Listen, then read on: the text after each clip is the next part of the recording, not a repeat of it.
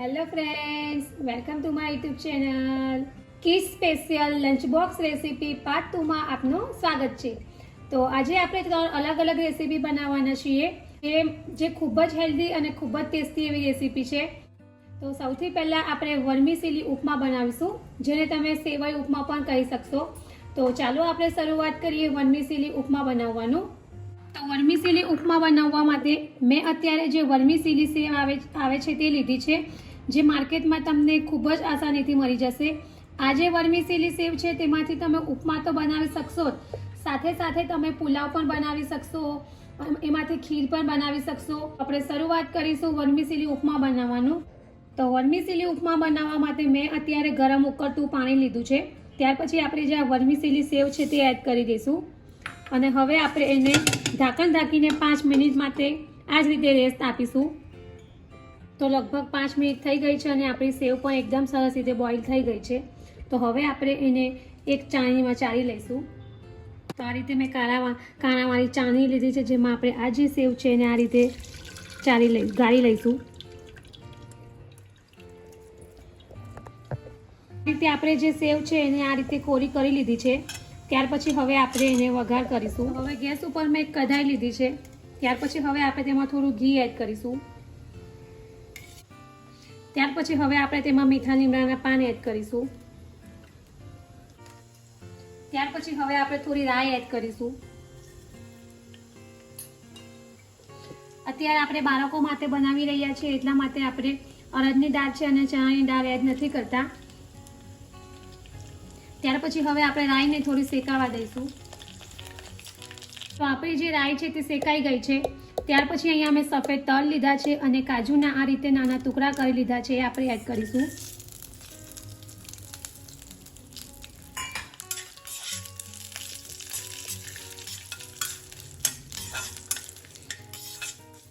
અને આ રીતે આપણે અડધી મિનિટ જેવું શેકી લઈશું। ત્યાર પછી અહીંયા મેં મિક્સ વેજીટેબલ લીધા છે, જેમાં મેં ગાજર લીધું છે, કેપ્સિકમ છે અને ઓનિયન છે, એ બધી વસ્તુ આપણે મિક્સ કરી લઈશું।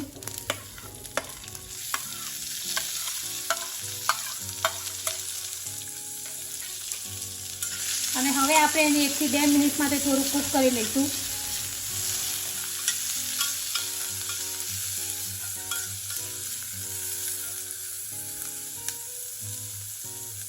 તો લગભગ 2 મિનિટ થઈ ગઈ છે અને વેજીટેબલ છે એ પણ સોફ્ટ થઈ ગયા છે। ત્યાર પછી હવે આપણે થોડું સોલ્ટ એડ કરીશું। ત્યાર પછી હવે આપણે થોડું હળદર પાવડર એડ કરીશું અને આ બધી વસ્તુને એકદમ સરસ રીતે મિક્સ કરી લઈશું।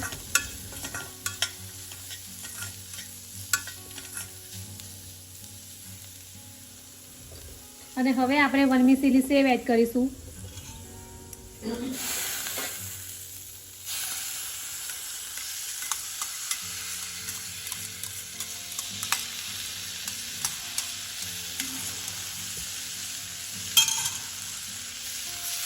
અને આ રીતે એકદમ સરસ બધું બરાબર મિક્સ કરી લઈશું।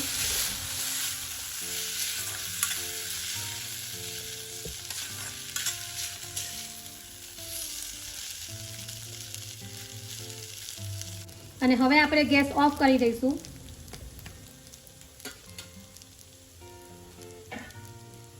ત્યાર પછી હવે આપણે લાસ્ટમાં થોડો લીંબુનો રસ એડ કરીશું।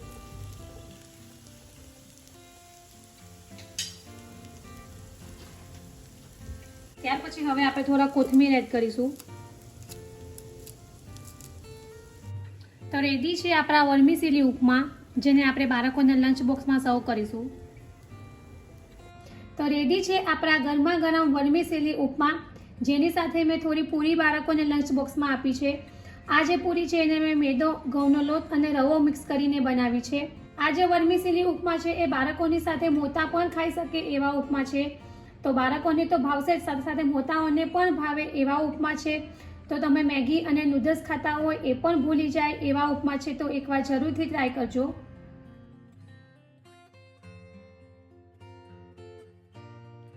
ત્યાર પછી હવે આપણે next recipe sweet potato tikki બનાવીશું। તો એના માટે મેં અત્યારે બોઇલ કરેલા સ્વીટ પોટેટો લીધા છે, જેને આ રીતે આપણે છીણી લઈશું।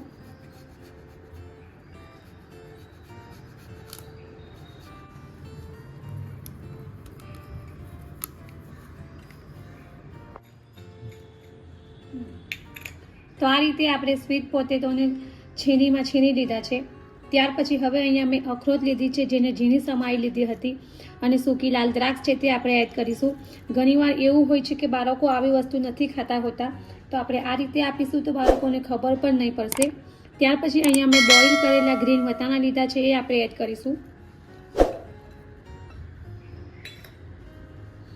ત્યાર પછી અહીંયા મેં મરી પાવડર લીધો છે, થોડો ચાટ મસાલો છે અને સોલ્ટ છે, એ આપણે એડ કરીશું. અને આ બધી વસ્તુને આપણે એકદમ સરસ રીતે મિક્સ કરી લઈશું.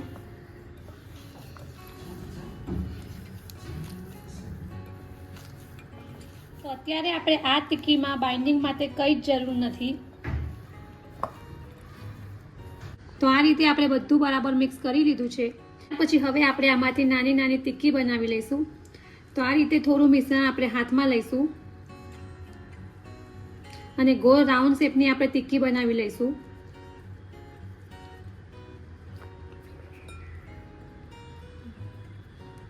તો આ જ રીતે આપણે બીજી બધી ટિક્કીને પણ રેડી કરી લઈશું. તો આ રીતે આપણે બધી જ ટિક્કીને રેડી કરી લીધી છે. ત્યાર પછી અહીંયા મેં જુવારનો લોટ લીધો છે, તેમાં આપણે થોડું સોલ્ટ એડ કરીશું અને હવે આપણે પાણી એડ કરીશું અને સ્લરી બનાવી દઈશું.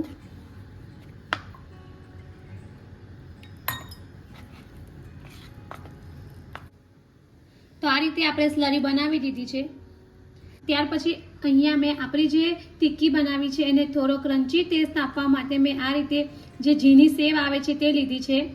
તો હવે આપણે જે આ ટિક્કી બનાવી છે એને આ રીતે આપણે જે સ્લરી બનાવી હતી એમાં ડીપ કરીશું અને ત્યાર પછી આપણે આ જે સેવ છે એમાં આપણે કોટ કરી દઈશું.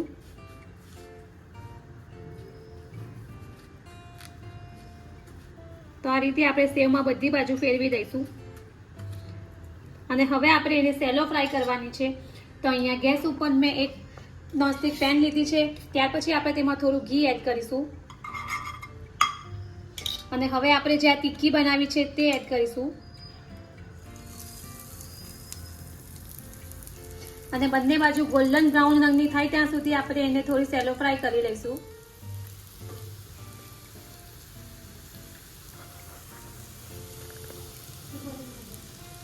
તો તમે જોઈ શકો છો કે આપણી જે ટિક્કી છે તે આ રીતે ગોલ્ડન બ્રાઉન રંગની સેલો ફ્રાય થઈ ગઈ છે. ત્યાર પછી હવે આપણે એને લંચ બોક્સમાં સર્વ કરીશું. તો રેડી છે આપણી સ્વીટ પોટેટોની ટિક્કી. સાથે મેં એક બનાના પણ મૂક્યું છે. તમે આ જે ટિક્કી બનાવો છો એને તમે બર્ગરમાં પણ આપી શકો છો. તો રેડી છે સ્વીટ પોટેટો ટિક્કી, જેની સાથે મેં એક બનાના મૂક્યું છે. તો તમે આલુ ટિક્કી તો ઘણીવાર બનાવતા હશો, પણ જો આ રીતે સ્વીટ પોટેટોમાંથી ટિક્કી ટ્રાય ન કરી હોય તો એકવાર જરૂરથી ટ્રાય કરજો. અને બાળકો જે હોય છે તેને બર્ગર ખૂબ જ ભાવતું હોય છે, તો તમે બર્ગરમાં પણ આ ટિક્કી મૂકીને બનાવી શકો છો.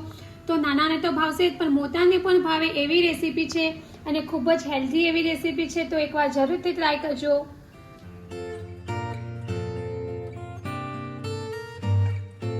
ત્યાર પછી આગળ હવે ત્રીજી રેસીપીમાં આપણે બીટરૂટ ઇડલી બનાવીશું. તો એના માટે મેં અત્યારે આ રીતે બીટ લીધા છે, જેને ઝીણા સમારી લીધા છે, તે આપણે મિક્સર બાઉલમાં એડ કરીશું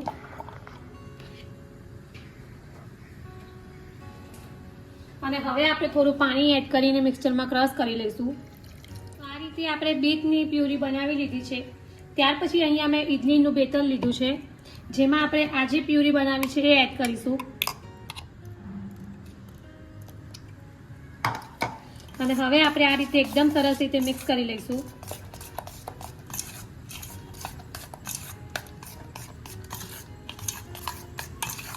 ત્યાર પછી હવે આપણે સોલ્ટ એડ કરીશું.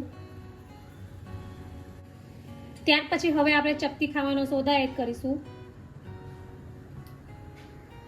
અને આ બધું એકદમ સરસ રીતે મિક્સ કરી લઈશું.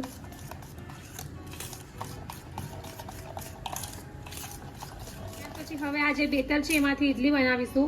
તો અહીંયા મેં કુકરને પહેલેથી જ ગરમ કરવા મૂકી દીધું હતું અને હવે આ રીતે આપણે બેટરને થોડું પાથરી દઈશું.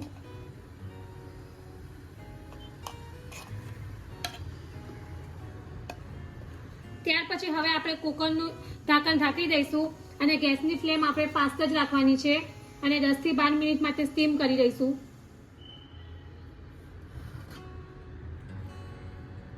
તો લગભગ 10 મિનિટ જેવું થઈ ગયું છે અને આપણી ઇડલી પણ એકદમ સરસ રીતે સ્ટીમ થઈ ગઈ છે. હવે આપણે એને ઠંડી થવા દઈશું. તો આ રીતે આપણી બધી જ ઇડલી સ્ટીમ થઈને રેડી છે. ત્યાર પછી હવે વઘાર કરીશું. તો એના માટે મેં ગેસ ઉપર એક કઢાઈ લીધી છે. ત્યાર પછી આપણે તેમાં થોડું ઘી એડ કરીશું. ત્યાર પછી હવે આપણે તેમાં થોડી રાઈ એડ કરીશું. રાઈને આપણે થોડી શેકાવા દઈશું.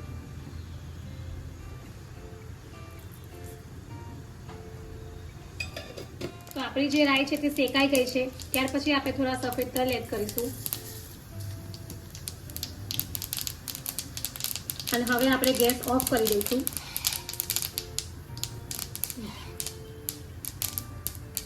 અને હવે આપણે આજે ઇડલી બનાવી છે એને આ રીતે ચપ્પુની મદદથી કટ કરી લઈશું.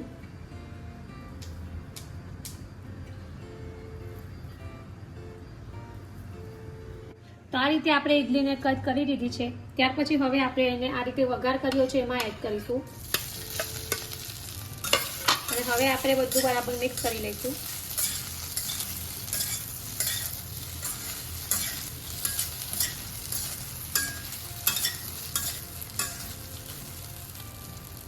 ત્યાર પછી હવે આપણે ઉપરથી સૂકું કોપરાનું છીણ છે એ એડ કરીશું.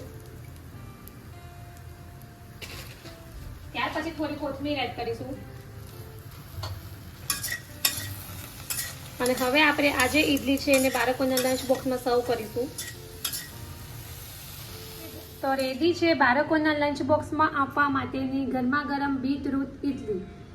તો ફ્રેન્ડ્સ, તમે ઇડલી તો ઘણીવાર બનાવતા હશો, પણ જો આ રીતે બીટની ઇડલી ક્યારેય ટ્રાય ના કરી હોય તો એકવાર જરૂરથી ટ્રાય કરજો. અને આ રીતે આપણે કલરફુલ ઇડલી બનાવીશું તો બાળકોને ખાવાનું પણ મન થશે એવી ઇડલી છે. અને સાથે મેં થોડા બિસ્કિટ મૂક્યા છે, તો એકવાર જરૂરથી ટ્રાય કરજો.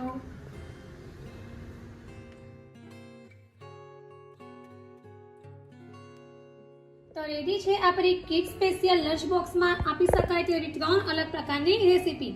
આ જે રેસીપી છે તે બાળકો તો ખાઈ શકશે, સાથે સાથે મોટાઓ પણ ખાઈ શકે એવી રેસીપી છે. આ જે રેસીપી છે તેને તમે બાળકોને લંચ બોક્સમાં તો આપી શકશો જ, સાથે સાથે તમે બાળકોને સાંજે નાસ્તામાં પણ બનાવીને આપી શકો છો.